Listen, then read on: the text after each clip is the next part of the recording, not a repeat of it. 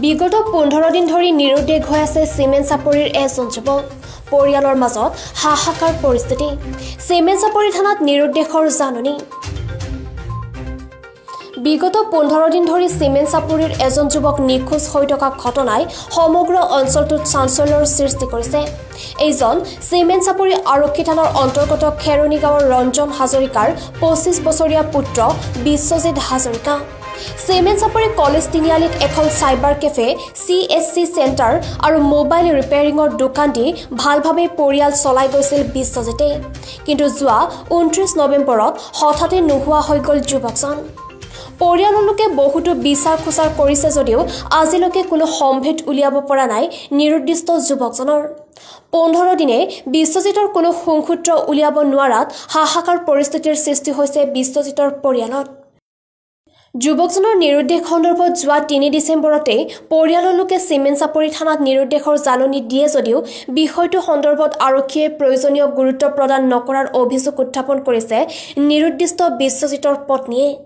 15 দিনে নিখোজ হৈ থকা যুৱকজনৰ কিবা সম্ভেদ পালে পৰিয়ালৰ লগত যোগাযোগ কৰিবলৈ আজি সংবাদ মাধ্যমৰ জৰিয়তে ৰাইজলৈ আহ্বান জনাইছে নিৰুদ্দিষ্ট বিশ্বজিতৰ পত্নীয়ে লগতে অসমৰ মুখ্যমন্ত্ৰীলৈ কাটৰ আহ্বান জনাইছে বিশ্বজিতক উদ্ধাৰ কৰি পৰিয়ালটোক ৰক্ষা কৰিবলৈ পৰা মোৰ মানুহজন নিৰুদ্দেশ হ'ল চিমেণ্ট চাপৰি থানাত এজাহাৰ দিছোঁ আজিলৈকে একো খবৰ পোৱা নাই সেইকাৰণে সাংবাদিকৰ ওচৰলৈকে আহিছোঁ কি নাম আছিল তেওঁ বিশ্বজিৎ হাজৰিকা কিমান তাৰিখে তেওঁ নিৰুদ্দেশ হৈছে 29 তাৰিখৰ পৰা এতিয়ালৈকে একো খবৰ পোৱা নাই আচ্ছা আৰক্ষীয়ে কি কয় আৰক্ষীয়ে লোকেশ্যন চাওঁতে ক'লে গুৱাহাটীৰ ৰাউনত ওলাইছে বুলি একো বিচাৰ কোচাৰ একো হোৱাই নাই আজিলৈকে মোক যাওঁতে একো কোৱা নাই মোক কৈছে কি মই ঘৰত আছিলোঁহি মোক কৈছে তোমাক বোলে মই লৈ যামহি মই বোলে ব্ৰহ্মপুত্ৰ হোটেলত আছোঁ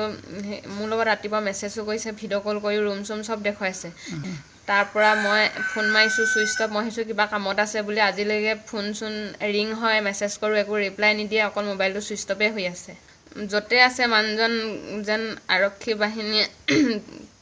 ঘূৰাই লৈ আনে ভালদৰে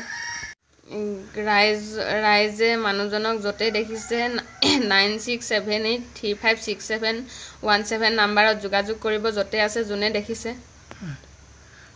আৰু মুখ্যমন্ত্ৰী মহোদয় আহ্বান জনাইছোঁ মানুহজন য'ত আছে আপোনালোকে যেন